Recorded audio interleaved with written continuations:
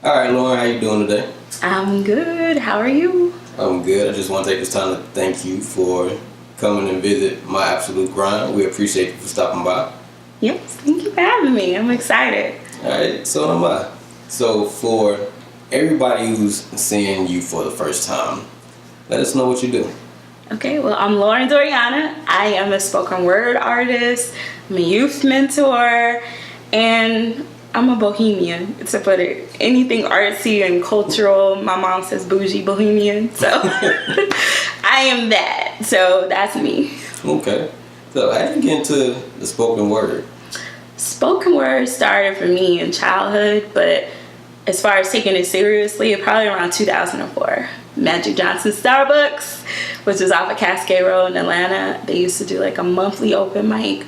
So every month I would just go there and I'd be nervous at my notebook. Like, one day I'm gonna get up there and share my work. And so I did, it went over well.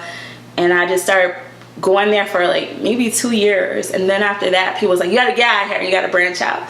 And then I just started performing around the city and going out of state. And that's been my journey. It's been a fun journey. Okay. What's the most exciting thing about performing your art to everybody? I think the most exciting thing, especially when you get in front of an audience that's never heard you and they kind of have this like, what is this person gonna do? And I have poems that are sort of like stories, like call me storytelling poet. So if I do work that is, okay, everybody, I'm gonna do a poem about my grandfather, and everybody's like, what is this gonna be about? But then it ends up being this poem about him being a World War II veteran, racism, and all this really powerful stuff that, you know, he went through, and sharing that story, and people come up to you and they're like, I gotta go talk to my granddad. So that's the cool part of it, just seeing people's reaction. And so is most of your spoken word based off of your life experiences, or do you draw your inspiration from other things around you? I write about everything, but a lot of, I guess you could say, my popular pieces that I kind of do from off the dome, or memorization I should say, are from my personal experiences. Okay, so it's kind of like freestyle? No, it's not. Well, I shouldn't say off the dome. That was a bad word. For memorization, pieces I've written, they're from personal experiences. I have freestyle one or two, but no, I tend not to do that. So, yeah. Okay. All right. Because you said that when you said poetry, it kind of made me think about, everybody's familiar with Juvenile's High record, right? Yeah. You know that was originally a poem. I did not know that. Something new. So I can see that rhythm high. You think you gotta say it's high, yeah. So do you ever see any of your work transcending from just spoken word? Have you ever used it to kind of transfer into something else? Like music? Well, possibly, or like short films or storylines. I actually am working on doing a project that is going to be like sort of a combination of theater and then film. So I don't want to say like a Beyonce Lemonade thing, nothing to that extent, but yeah, just kind of putting a story behind it. So yeah, okay, so I've definitely thought about it. Haven't done it, but definitely thinking about doing that. Right. So do you prefer being in front of or behind the camera? In front. Right. So you've done acting before? I did. In high school, I went to Tri-Cities High School, and so I was in their magnet drama program. And so I learned a lot of theatrical, methodology and all this good stuff. So when I was there, it was like Keenan from SNL was there, and Candy Bird, some Housewives. So it was a lot of pressure. I was like a quiet kid. So yeah, I did learn theater though. Okay.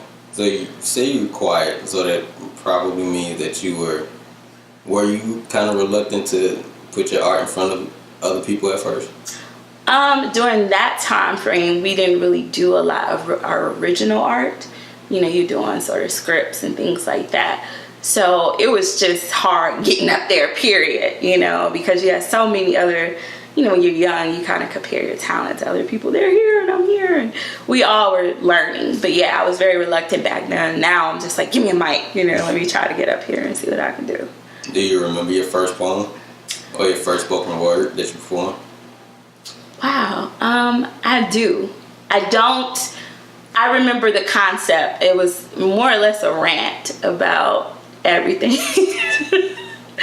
About people being deadbeat dads. I don't know why I wrote about deadbeat dads. I have an awesome dad. It was a rant. It was just a rant about life. Just any friend I had who had a problem, I put it in that poem. Yeah, my bills were late, and then this happened, and people loved it. It was like I got a standing ovation. That was my first time doing it, because I think it was so much in it that everyone. I mean, I think I even put something about deadbeat moms that people were just like, yes. So that was my first one. So very relatable to just about everybody. Yes, it was just a long rant that rhymed. Okay. All right. So what do you have going on right now, currently? A little bit of everything. Well, right now, I used to host from about 2011 to 2016 at Urban Grind Cafe, which is really popular here in Atlanta. And I left there in 2016, and then I took a small hiatus. But right now, I got sponsorship from the Atlanta Fulton Public Library System, and I teach a monthly poetry workshop, and it's called Lyrics 180, which is actually my own branded platform. And so Lyrics 180 will be like its own web series, its own podcast. We're going to be doing open mics, and we're partnering with some bigger like sponsors and platforms to get it up. I can't tell all the details because I'm one of these people like don't talk about it till it's released. Right. But it's something I'm really proud of. Okay. So Lyrics 180, because when you do a 360, it's like you come in full circle. You start back to where you're from if you do a 360, but if you do a 180, you flip the game. So the hope is to take your lyrics and flip them to change someone's perspective. Okay. Mm-hmm. Sounds pretty dope. Thank you. All right. So you called it the youth mentoring or youth ministry? Yeah, I have a nonprofit called Teens Igniting Change Association. So I got my 501c3 last year, but I started it in 2011. I helped a young lady get about $220,000 in scholarships. She ended up going to a private school in 2013, but I mentored her from like 8th grade up until she graduated. And now I'm mentoring her brothers and sisters. She had a big family. And just other kids. I worked in group homes, doing tutoring, and what we used to call it TICA for short. So Teens Igniting Change Association, TICA. And what we're going to be doing like throughout the summer and when the new school year starts, we're getting our board, everything in place, to keep it more formal. We do teen open mics, writing workshops, scholarship workshops. So we'll be kicking off this series called Life Shops and teaching them about financial literacy, teaching them how to cook. It would surprise you to hear all the kids to think Uber Eats is how they're going to survive when they leave mama's house. Like, you'll be very broke. But we're teaching them just basic life skills outside of the academic as well. Okay. So, do you think that's something that most youths aren't getting in the home these days, or just some of them don't really pay attention as far as the life skills go? I think a lot of parents are very busy now. They said at one point the average black family of four, and this is just a statistic I recently read, had about $16,000 in their savings account. Today that number is $400. So I think a lot of parents are just working. And when it's time to really get down to things like cooking and teaching your kids about credit cards and stuff, sometimes I think parents forget that no, this is not something they're going to learn by watching you. You really need to explain it. And mom's tired, she's making sure homework's done, kids are at home, at school on time.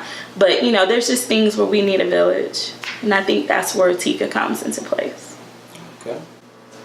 All right. So what sparked the inspiration for your youth program? Working with the one particular young lady that I helped get a lot of scholarships. She could not afford to do a lot of the extracurricular activities in school. There's cost associated with cheerleading, track, all these different things. So we started doing youth open mics, and we started doing community volunteering. She was going to Harper Archer, and then we started working with the rec center, Collier Park, and we started bringing other kids in that had, similar circumstances where either they're from a single parent home, or even if they're in a 2-parent home, you know, a low income home where it's like, you want $300 for what? You know, we barely getting by every month. So that's where it sparked. And then I just started mentoring youth and kids and putting kids in the headlock, and not literally, but just pushing them to be their best self. All right. So what are your plans moving forward with your youth program and your spoken word and acting? So I'm guessing that you still do all of this. Yeah, I'm like a gumbo, right? It's a little bit of everything. But like I said, for Tika, we're really kicking off doing it much bigger than we've ever done before for this upcoming school year. Because now, since we have the 501c3, we'll have access to more resources. You know, we have a bigger network that has become available to us, you know, versus doing it as just, you know, a grassroots, unincorporated nonprofit. So that's what we're looking forward to. So we're in the planning stages and have people that have theater background. I'm big on the arts, you know, the push now is STEM, but, you know, I still believe that we need the arts for kids too. You know, I believe in creativity. People are like, oh, everybody wants to be a rapper or something in the arts. I don't see a problem with that. I'd rather a young man be rapping on stages and going into a studio than skipping class and thinking about dealing drugs or something negative like that. So I'm like, yeah, right. It's good for you. And if that dream doesn't happen, it can always be something that you can keep doing while you're pursuing higher education or going into the military or going to technical school. So if people wanted to reach out to you to volunteer or get in touch for other kids to be mentored, how would they be able to do that? The best way, our website is under construction, but you can still go to tikateen.org, and that's TICA teen.org, or you can go to my personal website, which is laurendoriahna.com, and just contact me. I'm the person that will write you back.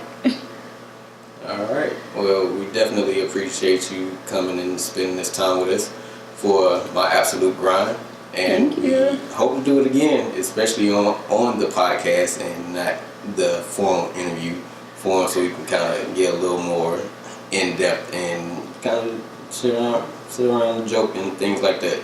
This has been amazing. Thank you for having me, and peace. You know, I gotta be a bohemian. Peace and blessings and all that good stuff. All right, thank you. Thank you. I'm Lauren Doriahna, and this is my absolute grind.